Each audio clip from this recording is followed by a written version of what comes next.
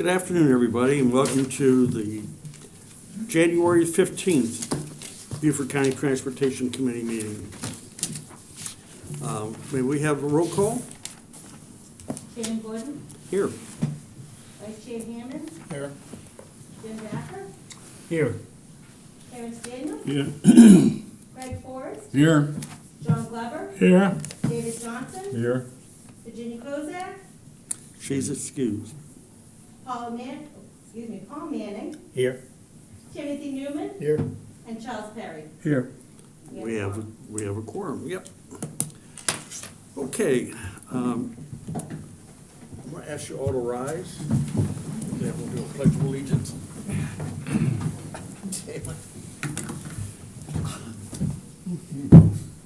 I pledge allegiance to the flag of the United States of America and to the republic for which it stands, one nation, under God, indivisible, with liberty and justice for all.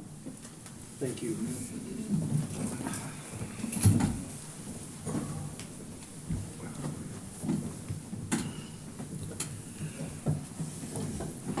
It's customary for us to go around the room and ask for those in the audience to identify themselves. Chris, we'll start with you. Mr. Julia Cook, Business Manager of the Engineering Department. Ron Bauer, Director of Engineering, Beaufort County. Rusty Brods, Beaufort County Engineering. Libby Preble, an interested citizen from Bluffton. Tracy Bruton, RCE, SCDOT, Beaufort Jasper Construction. Khaled Abraham, ARC, South Carolina. Jason Farrell, Area Manager, Blast Construction.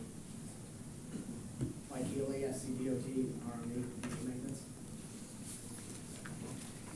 Mike, first of all, thank you for coming back home, back to Beaufort County. We're glad to have you here very much. Second of all, while we're here talking, the lady that identified herself as an interested citizen actually is a little bit more interested than we all realize. In about 8 days, she's going to be my wife, so. Oh, wow. Congratulations. Thank you very much. So that wasn't to make you embarrassed, but just the same, thank you. I'll change your mind. That's right. Is there anybody here that has a public comment that they'd like to talk about on our today's agenda? Hearing none, we'll move on. Our meeting minutes have been passed out for September 18th. Are there any objections or corrections you'd like to have made? If not, may I have a motion, please? So moved. Do you have a second? Second. Thank you. All those in favor, please say aye. Aye. Motion carries. We'll start off with old business. Tracy, yep.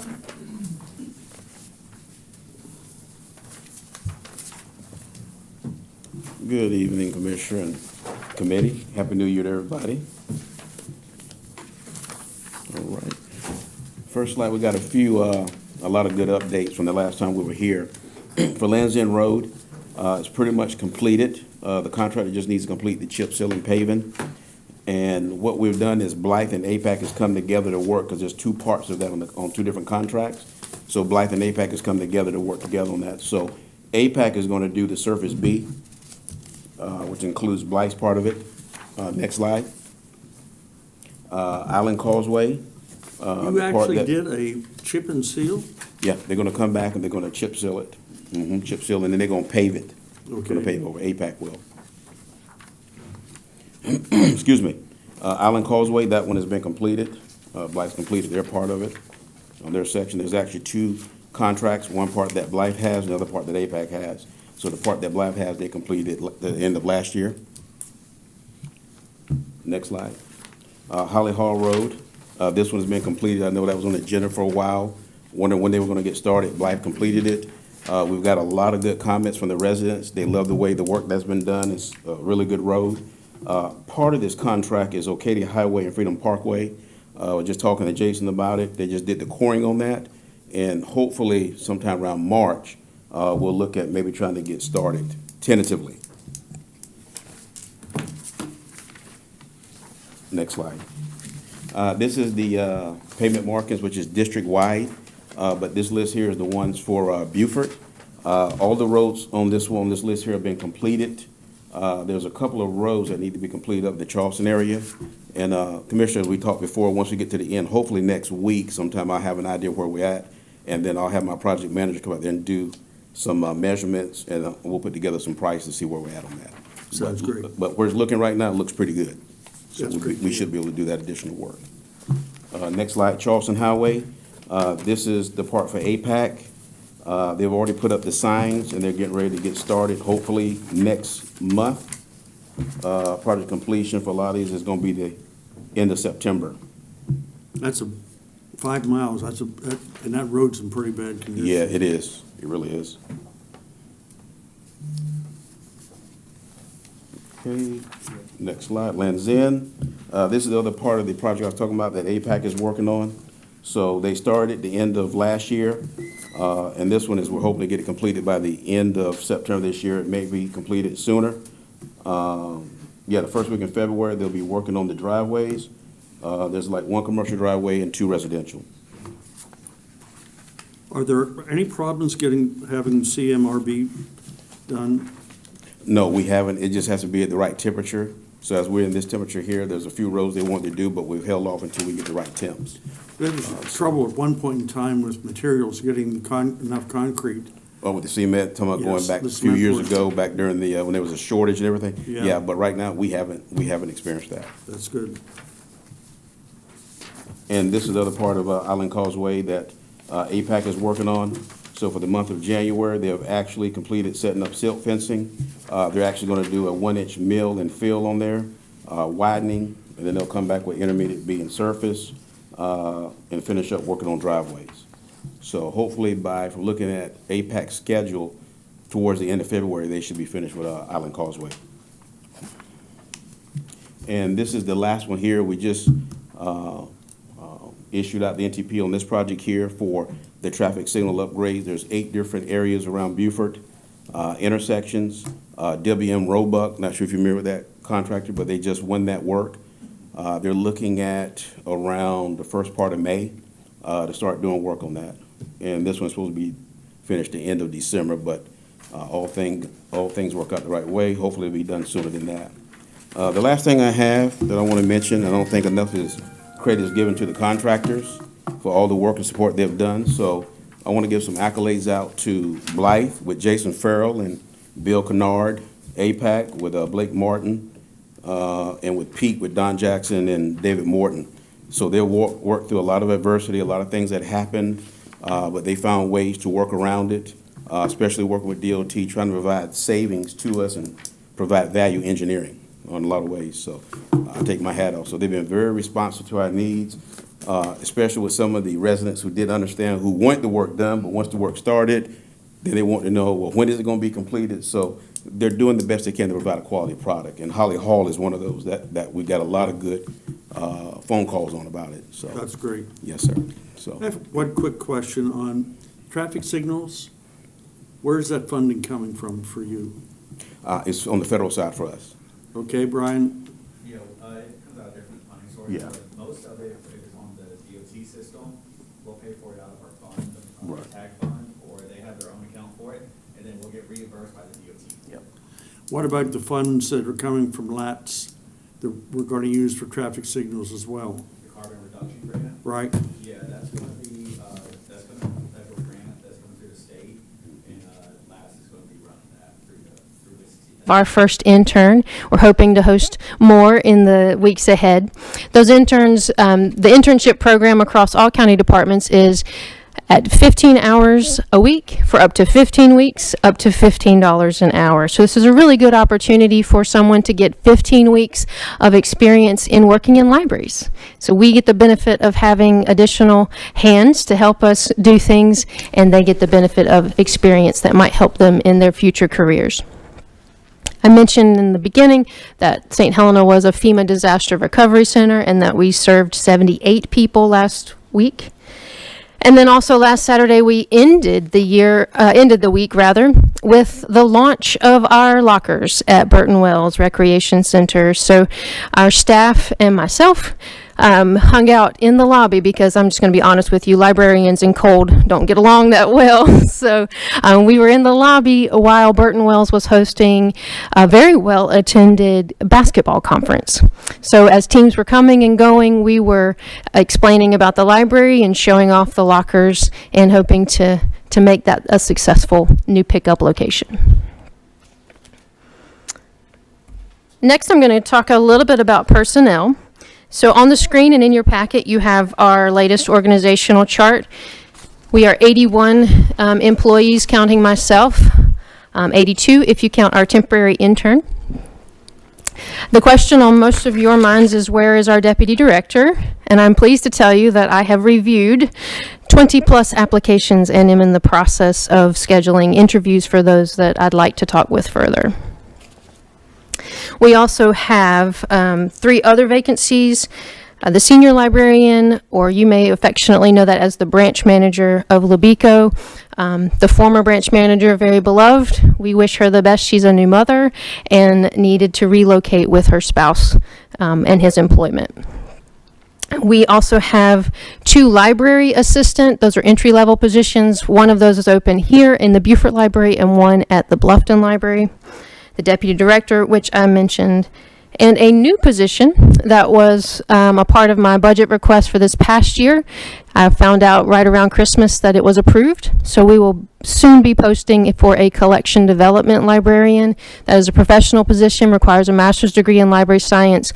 But what this board has learned from our digital librarian is that having someone who can also assist our selectors in selecting print materials that will be circulating. We have selectors at each of our locations who are picking items that will land on our shelves.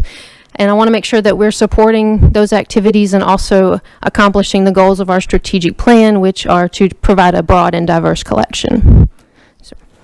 So you'll see that soon added to our org chart. And at the bottom of the org chart, I circled our internship because I'm just really pleased to see that opportunity for being able to perhaps influence that next generation of librarians. As customary, I frame the rest of my updates in terms of our goals as stated in the strategic plan. As a refresher for any of you who may not know those off your tongue like I do, those are user experience, communication, collections, and space or facilities. So you'll see my next updates framed along those lines. I'm really happy about this first one. In terms of communication and goals that we're trying to achieve there, one is enhance and foster employee information sharing. When I did the stats on this in preparation for this meeting, I was blown away. Our staff have completed, at halfway through the year, 1,000 hours of continuing education. Last year, it was 480 hours for the whole year. We've already... What we'll do is we will review these 2 projects, review the bids, and then move them along so the third Monday when public facilities are able to approve it, get it to council then for approval. So we're trying to get this all done in a timely fashion. I have a note here that Mead and Hunt, the CEI proposal came in at $120,000. That proposal covers about 3 months worth of services from them. We don't expect it to take that long, but we do but we are needing the temperatures to rise in order to get started. We still have a June 1st deadline in the contract for this, and I was hoping we can get approval on that $120,000 from you tonight to go ahead and. How did that get missed on the schedule? I didn't know that was coming.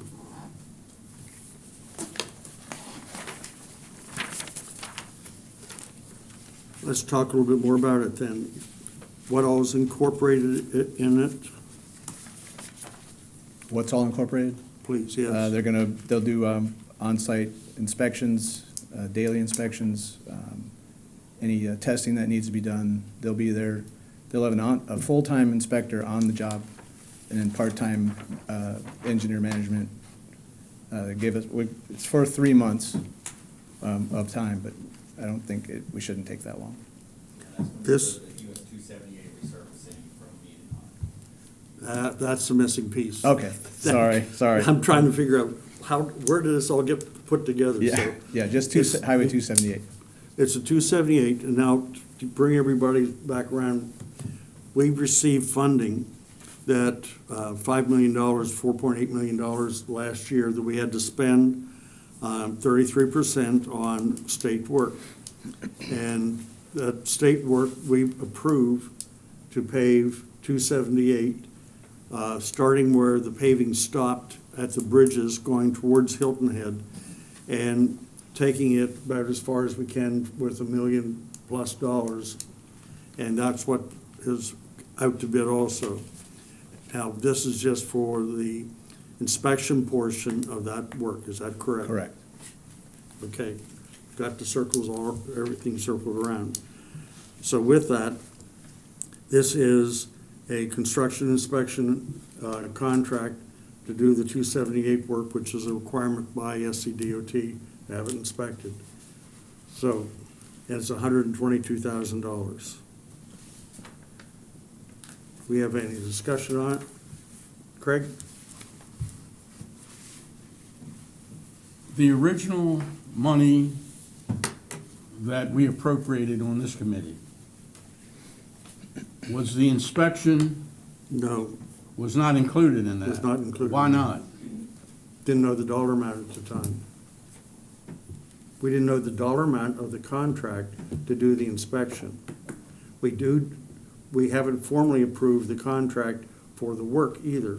This is the inspection portion of it, and they're out to bid for the other work.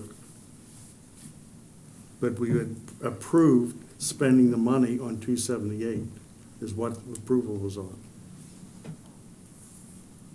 Everybody see? Okay. Isn't 278 a primary road? Mm-hmm. I thought the 33% had to be spent on secondary. No, those are primary and secondary. Okay. Further discussion? Hearing none, this is for the inspection portion of 278. Do I have a motion, please? I'll move. Do I have a second? Second. Thank you. All those in favor, please say aye. Aye. Those opposed? Motion carries. We need to get that in our agenda the next time, Rusty. Okay. Okay, CTC pavement preservation project. I really don't have any update on that. We're waiting on the report from AMT for possible recommendations for any microsurfacing and chip seal. And that should be coming out with that report should be getting soon. Okay. Next item is Rejuvenator. Rejuvenator, that came in at $440,000. I've listed the roads you'll see on the screen. If you'll notice, there are 3 in yellow. Those are titanium oxide treatments. It's an additive. Comes in at $2.30 a square foot. Square yard. Square yard, yes, sorry. We identified those because they're in close proximity to the water. And then the reclamite comes in at $1.23 a square yard. A point of discussion for that would be that at our retreat, we're going to talk about the titanium. Charleston County did a lot of it, and we're doing a test this year with it. We're looking at trying to capture some funds from LATS on the carbon reduction program that they've been given. And we'd like to continue to expand using the titanium oxide. It is a preview of it, and I'll just give you this. It was used in an area in Charleston that had a section of roadway where cars would back up and be parked for long periods of time, kind of like what we wind up with on 170 and approaches to the bridges and so on. Well, they spray the titanium oxide on, and what it does is it captures the CO2 that cars emit. And so we're capturing CO2 that would normally be going into the atmosphere. It's being trapped and put into the pavement. So the pavement technology, we'll talk at length about it at our retreat. And but I need a motion for approval of the CT's, or the Rejuvenator contract of $440,000. So moved. Do I have a second? Second. All those in favor, please say aye. Aye. Motion carries. What happens when they capture the carbon? It stays in roadways, I understand. Do you have anything else? Yeah, because it captures CO2. It also reduces the heat island effect. That's where Charleston County's done a lot of their testing. And it also dissolves microplastics. It's supposed to eat like 80% of microplastics from the roadway tires and things like that. So it's got multiple benefits. But as far as the carbon, I think it, like you said, stores it and has a chemical reaction that makes it locks it in. So Ken, when it comes to the retreat in February, I'm sure will give a lot more detail, probably more than you want, but he'll get down to the weeds on it for you. So. What's interesting about it is they found after they've made the spray that it can last, it's almost 100% in 7 years. Oh, So there's a lot of benefit to it, and it's twice the cost of Reclamite, but it appears in all ways to be a very successful product. Charleston County won an award from National Award. I saw that, yeah. Yeah. Well, the motion is approved, contract's approved, and it needs to be moved along. Great. I have a question, sir. Yeah. Sorry, I should have caught this sooner. I'm not changing my vote. I noticed that Marshland Road is not on that list. I drive that road every single day, and it really needs some work. We can take a look at it, see where it is on the list, especially with the new report coming out. We'll see where it falls on that list, and I can also Thank you. take a ride on it.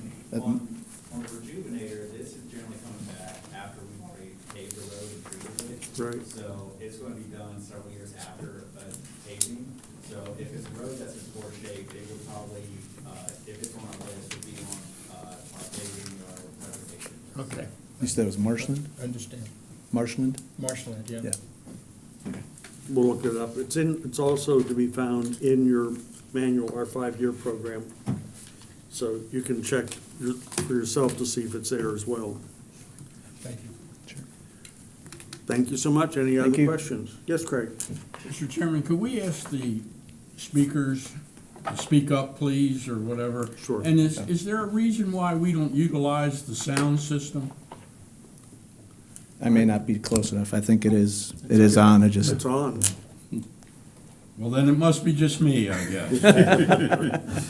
Because I can't hear half of the things that are being said.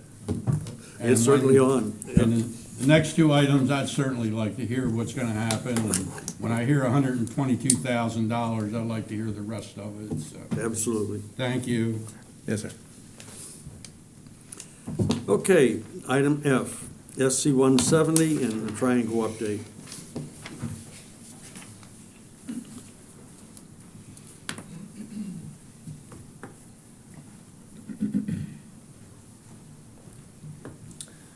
Good afternoon. That's good. There we go. Almost need to hold it up front. No, you're fine, that's. Thank you, Chairman and committee. Always great to be able to join you guys and give some updates, at least on the information that I know. So on SC 170 and the triangle update, the biggest plans and work that are involved there's funding in the LATS plan in the TIP for the preliminary engineering, or at least funds for that, for the triangle. So obviously the sales tax, Beaufort County sales tax did not pass. We had funding in there for that portion, our portion of the triangle. Jasper County's did pass. So Jasper County in their sales tax had funding for Argent Road and a section of US 278. So I believe Jasper County and Hardyville are coordinating with LATS to see what's the best way for them to move the project along. The hope is that we can go ahead and work on the design for all of it and let the money catch up. So as we've learned with any large project, in 278 is a great example, major infrastructure takes a while to develop. So just because sales tax isn't here today doesn't mean that it couldn't be there later to help bring the project into full fruition.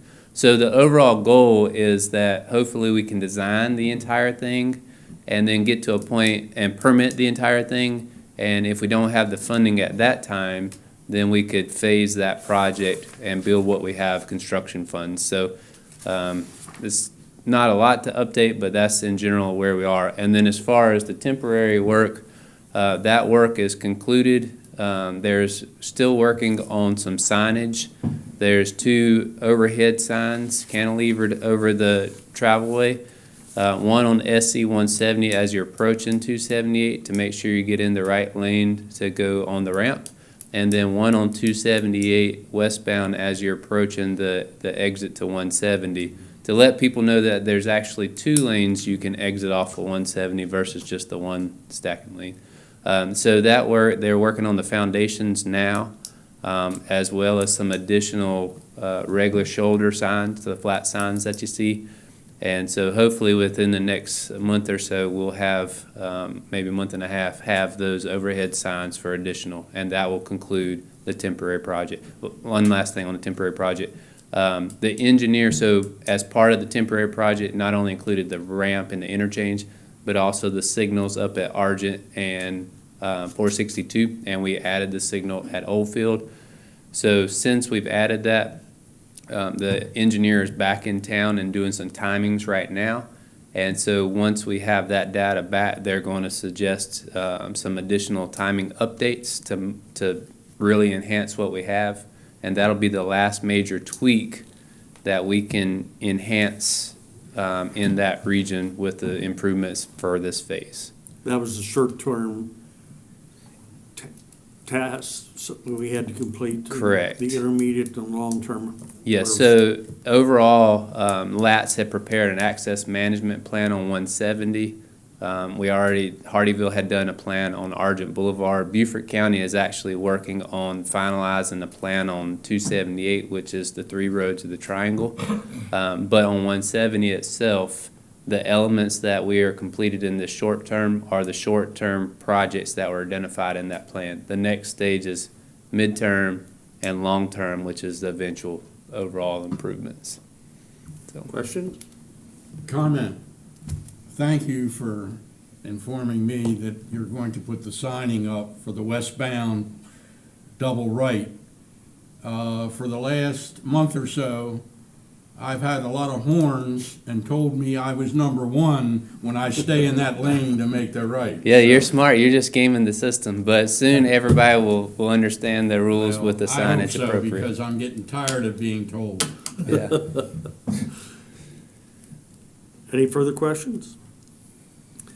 Well, we'll make this an easy one today. Let's get some idea where the bridges are So going. this one actually has more update to provide. Last time I didn't have much of an update, but there are discussions taking place. So the big action catch up what's happened over the last 6 months and where it's going and what's taking place. So since June of last year, the town gave their municipal consent, and then the next action was the funding component. Sales tax failed. We had $90 million to help shore up our $190 million shortcoming on the project. So since it failed, the state infrastructure bank sent us a friendly letter asking what our plan was or how we're going to overcome that shortfall. So we had a meeting there in Columbia where we asked for an additional time. They gave us 15 days to come up with the plan and $190 million. So we asked for additional time to develop that plan and asked for an extension till March 31st. Subsequently, or actually just before that in-person meeting, DOT had sent a letter to the county and said that they also need a response from the county on how we plan to advance the project by March 31st, the same date, or they will have to move forward with their own project to replace the one span that's in need of repair. So there is a hard stop decision point that is required by March 31st.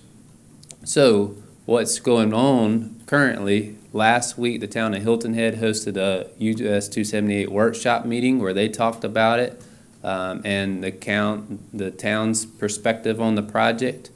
At that meeting, Senator Davis, he had written a letter with the backing of the other legislators that represent the area, so the 4 representatives in the Hilton Head Bluffton area collectively, on proposing an alternative that basically, how do you create a project with the money that you have? So essentially there's $300 million that is in the bank for the project, and if there was a way to build something with that versus trying to build everything with the money that we don't have. So that solution essentially was build a new eastbound only lane, that's a bridge that's 3 lanes. So from Bluffton to Hilton Head, it's a completely new span, and retain the 2 westbound lanes. And what that would create is a 5-lane corridor instead of a 6-lane. I think we all can agree that in the morning traffic is worse than the afternoon traffic getting off the island. So that was the premise of that proposal. And that comes in roughly around the $300 million that we have. So the next step is County Council is planning their own workshop, similar to Hilton Head's workshop last week. Ours is for next Tuesday, the 21st, at 1 o'clock in this room. It's a public meeting, so if anybody cares to join, either in person or online, feel free to join in. And we will have a similar discussion at County Council at that workshop about those discussions, where we are on the project, and of course Senator Davis' alternative. I think where the project's going is there's going to be some coordination between the county and the town, if that is the appropriate decision. I think so far the head nods from both councils is there's not an appetite to add funding to the project to make that $190 million shortfall. And then if so, then we would have to petition the SIB and DOT to keep their funding in a modified project. And so that's where the discussion is going to focus. And if so, then we would try to have that all crafted and make that response to both the SIB and DOT ahead of that March 31st deadline. So I know that's a lot to think through, but that's kind of in a nutshell where we are on 278. Questions? I just have a question. So the county approved this project. The town gave municipal consent. We've got through that letter with Davis, we've got a project that works, apparently.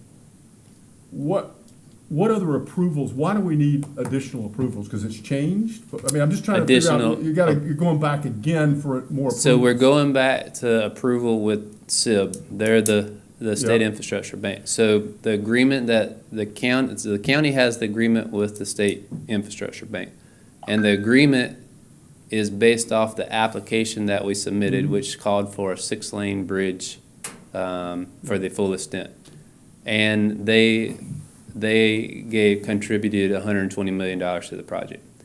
Also in that agreement had some restrictions on time to deliver the project, as well as time and money, or the 2 components. And so now we have to go back to the SIB if we go forward with that alternative and say we're building something less than what we told you, but we would like to retain the money that you've given to the project. We're not asking for more money, but we are building something, just not something that we showed you initially. So that's, I get that, but why does the town have to be involved? so the town in is this not one? involved in that component. The town's just discussing the project, and they gave their thoughts. The town's discussion, really, and there was some good interaction in that workshop that's online and available to watch if you haven't seen it. First was, is there any appetite locally from the town to raise a portion of money to put towards the shortfall? And by a show of hands, there wasn't much appetite from town council. County council has already had an action where they were not going to issue additional debt outside of the sales tax for the 90 million on their side. So that's the only interaction with the town right there, is the level of comfort with adding more funds to the project. But the agreement is between the county and state. So long story short, if the SIB is comfortable with the modified, that's the only agreement required to move that project. Then we would need to coordinate with DOT on our arrangement. The county has an arrangement with DOT, how we administer the project. That would need to be updated.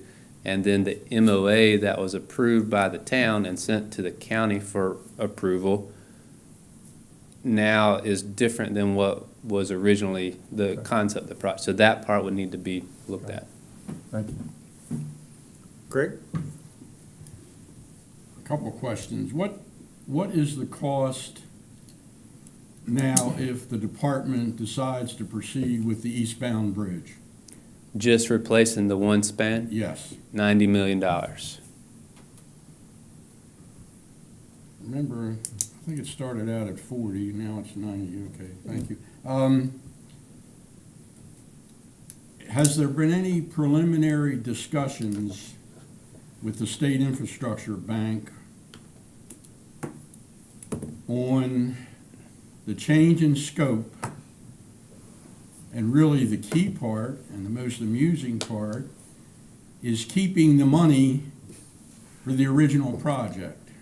So our representatives have been really helping us out with that and interacting with the infrastructure bank. And so based off their discussions, Senator Davis feels comfortable that that could be accomplished. But again, that's just some interactions. That's not the whole body.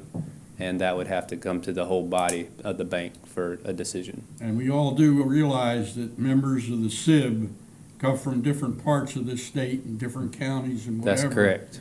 And they just love changes. I mean, you know. Well, so in essence, the agreement that we have is a contract. And so the reason we have to go back is because we are out of contract with some of the dates in there.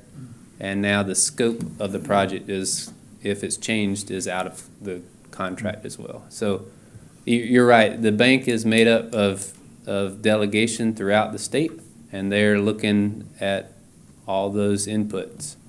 Well, I'm sure Charleston County would love to see that 120 million come back. I think a lot of counties would like the opportunity to have funds for their My projects. last question is there any indication after the last meeting of town council that the position of Hilton Head has changed? Changed in what manner? That they're no longer going to support the project, and you've already said they're not going to add any additional funding. I mean, it seems to me that there's a real hornet's nest on the town council right now about where to go with this thing, if we want to go anywhere at all. I think the discussions around Senator Davis's alternative were in general positive at town council. Again, I was there as a spectator in the audience, and it's there online for you to kind of check yourself. But I think single members definitely have hesitations, but as a body, it seemed like it was an idea that could be something they could get behind. I listened to it online, and I think that's a good summary. There's two people on town council that aren't going to be happy with anything. It doesn't matter. I'm surprised at that. No, you're not. No, you're not. There's two people it could be, you could give them gold and it wouldn't make them happy.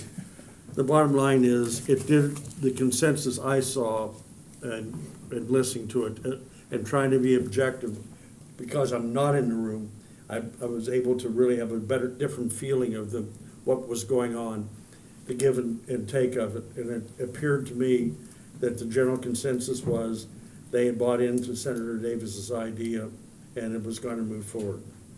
Charles, you're next. This is a question with regard to the EA, Jared. You've got a fundamentally different project than you started out with. And although I imagine some of the data can be used, I was wondering, have you looked at the question of whether that restarts the EA process? And if so, what's the time impact on projected start of construction? Yes, so if we modify the project, it will change the document that we have right now. Right. But with DOT as our help, as our manager, coordinating with Federal Highway, there's been discussions both with Senator Davis's plan and with any other plan that we wouldn't have to necessarily start over. It would just have to be a modification. And the overall goal and intent from DOT is to have the project out to bid in the 2027. So that's their goal, whether it's the full project, whether it's the modified project, or whether it's the standalone build the one span project. Have you had any reaction from DOT to Davis's proposal? I think they're receptive. So I think what DOT most wants to see is the single span replaced as soon as possible. So whatever project delivers that, and the bigger the project, if it can replace all four, then that would be what they would favor. But if it replaces 2 out of 4, I think they would stand behind that as well. Okay. Thank you. Les? Is that single bridge $90 million all department funds now, or will that be? Yes, so if it was just a single replacement, Yes. they have the $90 million allocated from department funds Federal to aid do and that. state bridge Yeah, replacement, but it's That's- all department money. If it was a single replace the one span, yes. Okay. It's been that way. Their contribution for the overall project is only allocated towards that bridge. So ever how much that bridge is, that's how much money they have in whatever size project Well, it I was is. trying to reconcile 40 million to 90 million. So. It has grown over time, and they've added to it throughout the life of the project. Initially, it was 40 million, and then it went to 65 million, then it went to 75 million, and now they've priced it as 90 million as the standalone project. Unbelievable. Because that was a safety project, Unbelievable. Correct, yeah, and that's why there was money readily available. correct. Question. It's worth $90 million. What would be the impact on the local changes on Hilton Head Island at the east end of the bridge, of the new bridge? Yeah, so that was part of Senator Davis's plan. He said that basically you'd have a new eastbound bridge that would be 3 lanes, and then the town and county, y'all need to get together and figure out exactly what the rest of the road would look like. And his suggestion was that y'all need to figure that out locally before you submit something back to the SIB, so you can say that, yes, the 300 million will do from point A to point B, and it will look like this. Essentially, though, I think the short part of it is that they would continue 3 lanes all the way through to the Cross Island Parkway, so you would have 5 lanes for the entire section. Thank you. Okay, I thanks. just want to add a Sure. little light note that maybe Hilton Head will come back to their old proposal from, I guess it must be about 20 years ago, when it was to limit people coming onto Hilton Head Island and leave the bridge, maybe even narrow it, take out a lane or 2 and make it a toll bridge. So I'm just waiting for that to come out of the town. Thank you. Congestion price. Yeah, I mean, we've got everybody we want, we don't. Thank you so much for the update. You're welcome. Thank you, guys. Item H, update status on 500 to 2,000 ADT program. Right? Thank you, Mr. Chairman. So just Rusty touched on a couple of these items earlier, so just follow up. So the 502,000 ADT program, AMT, is working to get us those updated programs and bid quantities. We should have all that in the next week or two to put those out to bid. So we'll move on when we get that. Bluffton Parkway and resurfacing in 278, we will get those bids back next week. So as long as we have responsive bids on those, we will bring that to you at the retreat on the 5th for your approval to move to PFC later in February. Right. And then, so item J is the status of Burks Beach and Goethe Road. So I'll start with Goethe Road there. We've gone around the way with that one a couple different times. Yep. Most recently was in November. We put improvements out for that one, and we received no bids. So that one is, we've done some temporary improvements. We put some temporary speed humps out there for the traffic calming.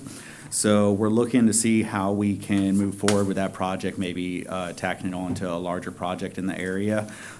So once we can figure a path forward on Goethe, we'll restart those conversations with the town on that one. On Burks Beach over on Hill and Head, so there's been a good bit of changes in the engineering department over on Hill and Head as well. So they have appointed a new director of engineering, which I will be meeting with next week, and I will bring up Burks Beach and the surrounding roads in that conversation next week and see what we can come to terms with on those ones. So, In the past, the administrator has had great interest in it. And while you're talking to him about Burks Beach, I'd like to throw a bone to them also about Arrow Road. okay. Arrow Road is only like 1,000 feet. It goes from New Orleans up to 278. That's the only section that we own. Yes, sir. They ought to own that section, and they ought to be able to do their streetscapes and whatever they want in that small section. There's no reason for us to own that road. Okay. I will bring that up to them as well, and we'll have conversations with them and with other municipalities as well. So. Questions on those three items?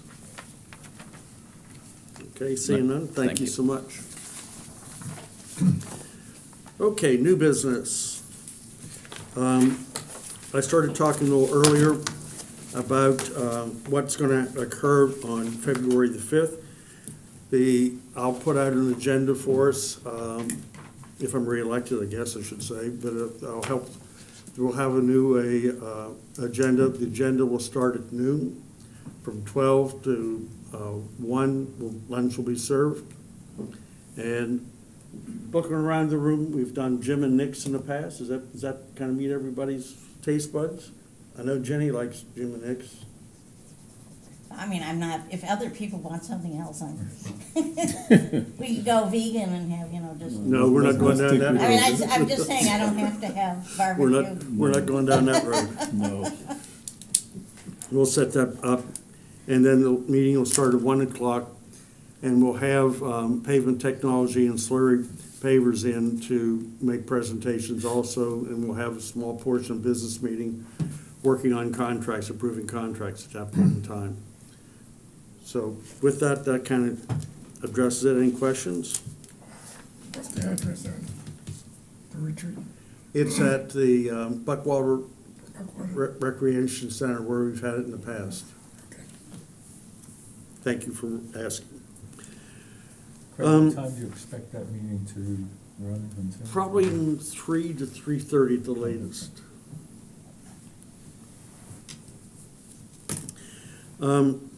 History on chairman and vice chairman.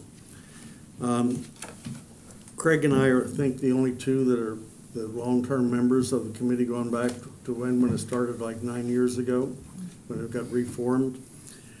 And when we drafted our transportation plan, we've kept it consistent every year, that the chairman gets elected every year, and I'm giving you the history of it. The chairman gets elected every year. And it's done, if the chairman hasn't done a good job, you need to get rid of him and find somebody else to do the job. So that way you don't have to put up with him more terms and a longer period of time. So with that said, I'll accept nominations for chairman.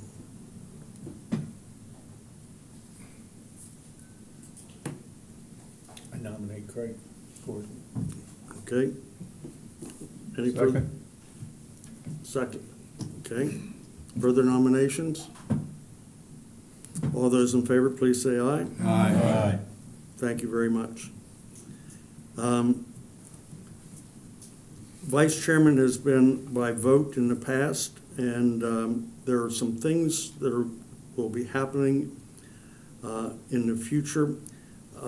I'd like to ask that for consideration that Art be considered the vice chairman at this point in time to go on. Do I have a second for that? Second. Thank you. All those in favor, please say aye. Aye. Appointment of treasurer. Jim has done a fantastic job, and Chris has done a fantastic job along with Brian helping them. We're going to talk about the treasurer's report in just a minute. But it's the chairman's approval, it's my approval to appoint the treasurer by the Transportation Committee plan. So with that, I'm going to appoint a continuation of Jim Backer as the treasurer.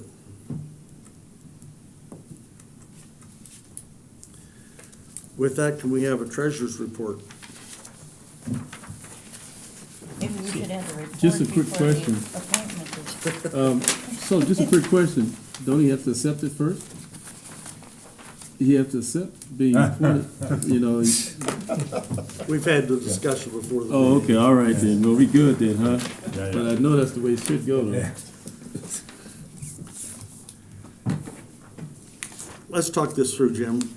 This, to make sense of this, how the blockings work out. How the different sections are working out? Yes, yes. The top sections are our revenue or our receipts. Multiple sources of revenue. We have our monthly recurring funds, which is the gas tax money that's coming back to the county. We get a little bit of interest. There is a donor bonus that comes in sometime early in the fiscal year, and this year it came in August, and it was $646,000. There are one-time funds that drop in at the generosity of the state legislature, and in October of '24, we received $4.6 million.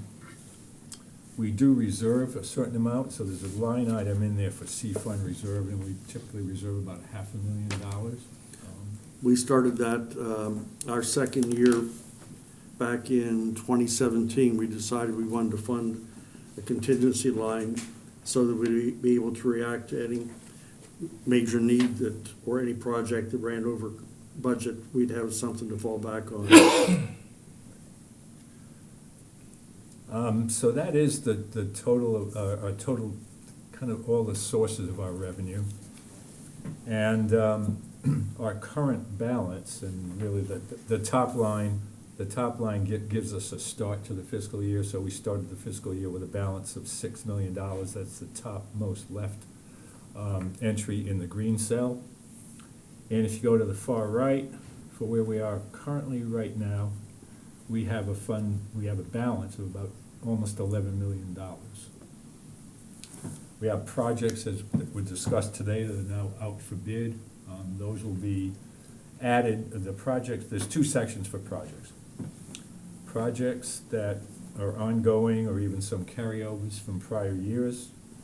At the bottom of that middle section, Rusty talked about Year 8 resurfacing, Year 8 rejuvenator, 278 resurfacing, and 278, or Bluffton Parkway resurfacing. Those last two are out for bids, and purchase orders have not been written yet for the projects. We do have, Rusty did mention $440,000 for Year 8 rejuvenator. It's not shown in that bottom project section, because the purchase order has not been issued yet. So as bids come in and purchase orders issues, that bottom section will be populated with that information. So the funds paid out so far this year is about $1.1 million. So we're in good financial position for going forward with issuing these projects that we're talking about right now and that we'll be approving next month at the retreat. Correct.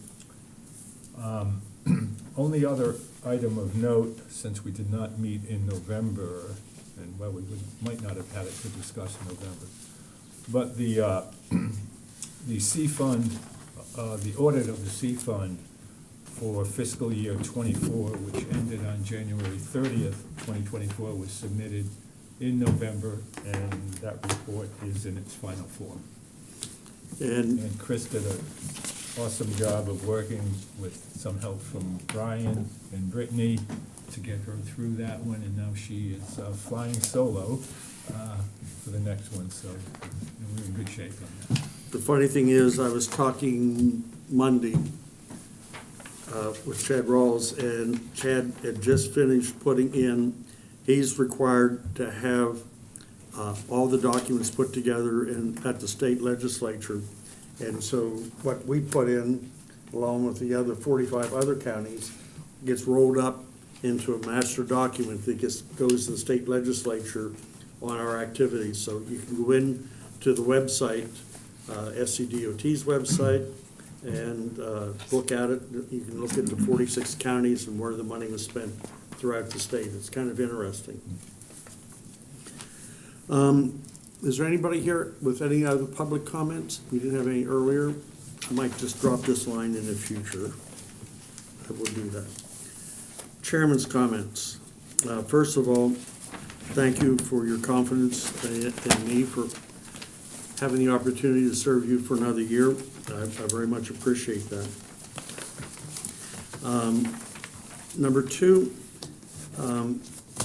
Chris, you've done an outstanding job of getting name tags and everything. I want to check, does everybody have an atlas?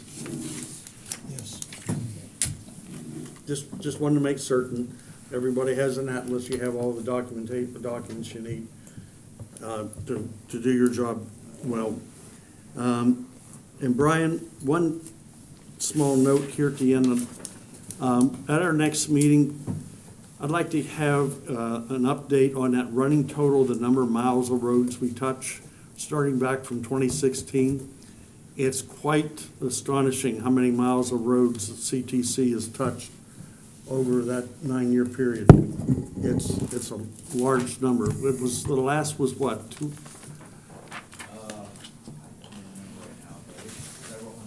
Yeah, I was going to say it's over 200 miles of roads that we've been able to touch as a CTC in the county, so that's quite an undertaking and achievement. And as I see the clock on the wall says 4:58, I'm getting you done 2 minutes early. So with that, thank you for your attendance. Adjourned. So we'll see you in early February. Yes, February 5th.